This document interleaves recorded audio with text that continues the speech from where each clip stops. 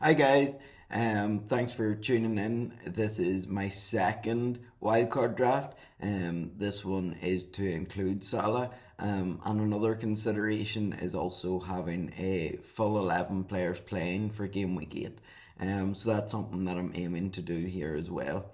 So I'm going to start by going in nets. I'm going for Pope. We all know Newcastle's fixtures are pretty good. Right up until we can have our unlimited transfers, they're not too bad. I mean, you've Man United and Tottenham in there, and then you've Chelsea this week. But I feel like that's when the transfers come in. And then I'm going to keep Ward as budget option. White will get swapped out to Trippier, and Dunk I'm going to put in Nico Williams in there. Purely because he's good value and he's good fixtures coming up, and he will be someone that would play in game week 8 against Fulham. And then the other three defenders, I'm gonna keep them as they are. Um, and then moving on in the midfield, Martinelli. I'm gonna change De Silva into Andreas Pereira, because good fixtures and he's probably the best value asset at that price. I did move Andreas to De Silva earlier in the season and I felt like that was a mistake in hindsight, but I didn't really play him anyway, so it didn't really have any effect. Then the next thing I would change is Grove to Bailey, because I feel like with having good fixtures over the next few, and he seems to have become a valuable part in Steven Gerrard's team. The last two games he's played 90 minutes in big games for Gerrard, so hopefully he will continue to play and get returns. And then I'm gonna change. Diaz is gonna be Salah. We all know what Salah can do, whether he continues to perform like he did in previous seasons or whether he flops a bit more this season. He's still a good asset. I mean, you have to remember that Salah still has 38 points.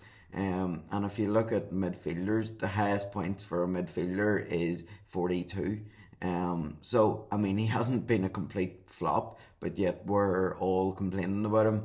But I think it's just for the price that he is. It is expensive, so you do expect to get great returns from him. And then the other player who I'm putting in is I am going to put in Bernardo. Bernardo Silva, I feel like he has in recent weeks been playing regularly for Pep, and when he plays, he gets good points. So in the last 4 weeks, he has had 31 points, and that's pretty exceptional over 4 weeks.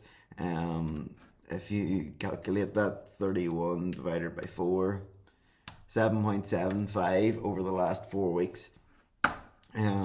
So yeah, if he keeps that up, it'd be brilliant. And Wolves, United, and Southampton is the next three, so not too bad in the short term. Obviously, they do have Liverpool and Arsenal after that, but I feel like Man City are one of those sides that fixtures don't affect them quite as much as a lot of other sides, because I mean they win most weeks regardless of who they're playing. And then up front, the main change I would make is I would go from Jesus to, I'll just search Jesus to Isaac. That leaves us with a starting 11 for Saturday of Pope, Trippier, Nico Williams, Cancelo. Then midfield you would have Martinelli, Andreas, Bailey, and Bernardo, and then up front you'll have Isaac, Mitrovic, and Haaland making up your 11. So I feel like that's a pretty strong team. And then whenever fixtures are back to normal, you also have Alexander Arnold, James and Salah to bring into that side. Having 0.3 in the bank, I feel like that's pretty good because that allows you to go from Isaac to Tony, which I feel is a good move, and it also allows you to upgrade players like maybe Bernardo. You can go to Zaha, who has a good run of fixtures and is someone who I really rate. But Zaha has no fixture, and then he has Chelsea. So it might be a consideration at game week 10 to move it to Zaha, because then they have good fixtures right up until the new year. So that is a consideration as well.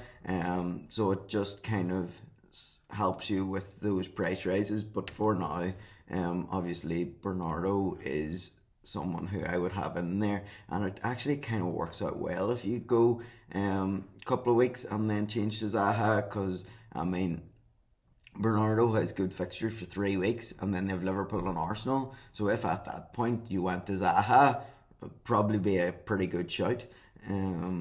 So yeah, that's my thoughts regarding a wild card that includes Salah. There's probably going to be a couple more wild card videos. I have a couple of other ideas and concepts that I might delve into and let you see my thoughts on. So that is just my wildcard draft number 2, including Salah. Please like the video, comment down below your thoughts and what you would do differently. Give me ideas, and also if you can hit that subscribe button, I would be really appreciative. Thanks for everyone for tuning in, and peace.